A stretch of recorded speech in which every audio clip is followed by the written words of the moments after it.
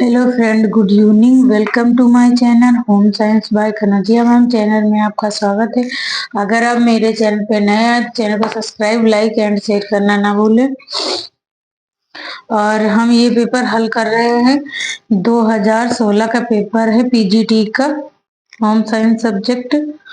और जो बच्चे हमारे चैनल पे नए हैं, चैनल को सब्सक्राइब, लाइक एंड शेयर करना ना भूलें और बेल आइकन को भी प्रेस कर लें। मैं ड्यू टू सम रीजन मैं किसी कारण से अभी तक मैं पढ़ा नहीं रही थी। लगभग 1 हफ्ते से मैं आ ही नहीं रही थी। सॉरी उसके लिए बच्चों। आज से हम ये पेपर 2013 का पेपर सॉल्व करेंगे। और जैसे मुझे टाइम मिलता है थ्योरी सेशन लाने की कोशिश करती हूँ, टाइम ही नहीं मिल पा रहा। तो क्वेश्चन नंबर हमारा 1 कह रहा है पर्यावरण संरक्षण एक्ट किस वर्ष पारित हुआ। तो पर्यावरण संरक्षण एक्ट जो है किस वर्ष पारित हुआ। तो ए कह रहा है 1956 में, बी कह रहा है 1975 में, सी कह रहा है 1986 में और डी कह रहा है 1996 में। तो हमारा आंसर जाएगा 1986 में पारित हुआ था। निम्नलिखित में से प्रयोग करने से ज्ञान की स्मृति सबसे अधिक प्रभावशाली होती है। तो ऐसी कौन सी मतलब सामग्री है या साधन है जिसका हम प्रयोग करेंगे तो वो ज्यादा प्रभावशाली होगा। तो एक कह रहा है श्रवदृश्य साधन। श्रवदृश्य साधन हम उन्हें कहते हैं जिन्हें हम केवल सुन सकते हैं, जैसे कि टैप रिकॉर्डर है और एफएम है ना, ये श्रवदृश्य साधन में आते हैं। और और भी दृश्य साधन।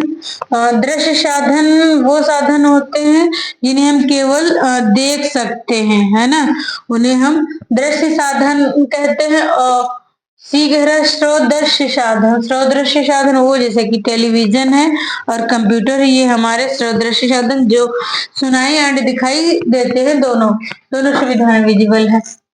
और डी कह रहा है व्यवहारिक अनुभव द्वारा। तो इनमें से कौन सी विधि या साधन है जिसका हम प्रयोग करेंगे तो ज्यादा प्रभावशाली होगी और ज्यादा से ज्यादा लोग ग्रहण कर पाएंगे। जो चीज हम सिखाना चाहते हैं वो ज्यादा से ज्यादा सीख पाएंगे। तो इनमें से कौन सी विधि है। केवल सुनकर उन्हें बताएंगे तो वो जल्दी से सीख जाएंगे, या दिखाकर और सुनाकर दोनों, या हम व्यवहारिक अनुभव प्रयोग करेंगे कि हमने भाई देखो हमने पढ़ाई की थी तो हमें नौकरी मिली, या हमने ये किया तो हम ये पास हो गए, है ना। हम अपना अनुभव से जाहिर करेंगे या बताएंगे कि ऐसे ऐसे करो तो तुम्हारा भी हो जाएगा, तो उससे ज्यादा लोग प्रभावित होंगे। तो हमारा आंसर जाएगा डी, व्यवहारिक अनुभव द्वारा ज्यादा लोग प्रभावित होते हैं ना।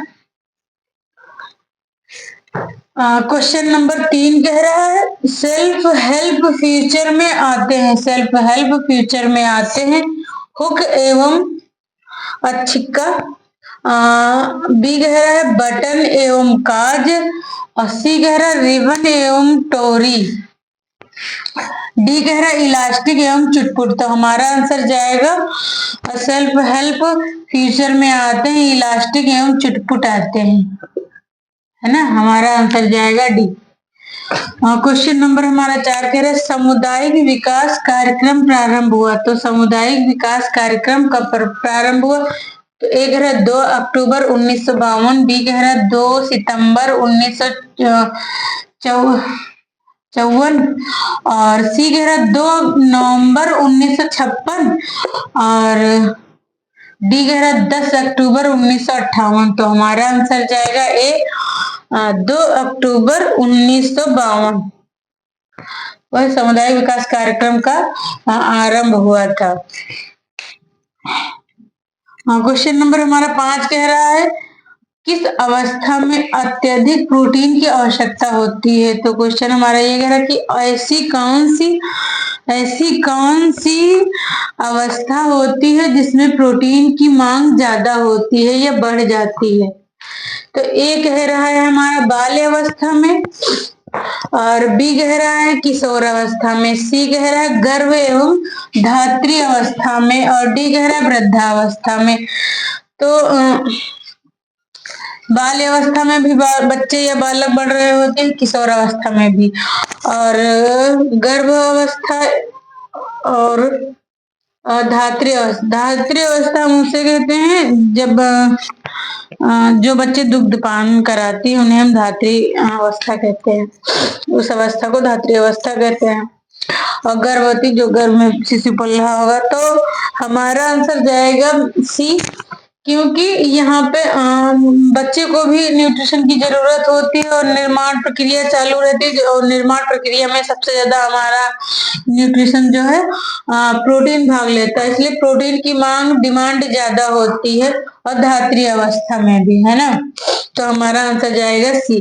क्वेश्चन नंबर हमारा 6 कह रहा है, सरकार द्वारा जवाहर रोजगार योजना आरंभ की गई थी। तो सरकार द्वारा जवाहर रोजगार योजना कब आरंभ की गई थी? तो ए कह रहा है 1989 में, और बी कह रहा है 1972 में, सी कह रहा है 1975 में, डी कह रहा है 1989 में। तो हमारा आंसर जाएगा ये 1989 में। क्वेश्चन नंबर 7 कह रहा है, मानव व्यवहार में प्रेरणा तत्व है। तो मानव व्यवहार में जिनसे मतलब उनका व्यवहार, व्यक्ति का व्यवहार बदल जाता है या व्यवहार का पता चलता है ना। तो उनके व्यवहार में जो प्रेरणा तत्व हैं वो कौन कौन से तत्व हैं? तो ए कह रहा है मूल्य, बी कह रहा है स्तर, और सी कह रहा है लक्ष्य, और डी कह रहा है ये सभी हैं। तो देखिए मूल्य हम उन्हें कहते हैं जैसे कि किसी का नेचर है ना, उस जिस नेचर का होगा उसके वैसे मूल्य होंगे, है ना।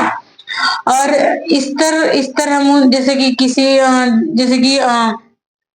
किसी के पास पैसा ज्यादा है, रहन सहन का स्तर अच्छा है, तो हम कहेंगे ये लोग अच्छे हैं, अच्छे कपड़े पहनते हो, हम उनको देख के ऑब्जर्व करेंगे कि इनका स्तर जो है, स्टैंडर्ड जो है अच्छा है। और जिसका जैसा स्टैंडर्ड और मूल्य होंगे वैसे उसके लक्ष्य होंगे, है ना। तो हमारा आंसर जाएगा डी, ये सभी जो है तय करते हैं मानव व्यवहार को, है ना। आई होप कि ये क्वेश्चन पेपर समझ में आया होगा। अगर कोई क्वेश्चन ना समझ में आए तो कमेंट करके जरूर बताएं, और जो बच्चे हमारे चैनल पे नए हैं चैनल को सब्सक्राइब करें, और जय हिंद।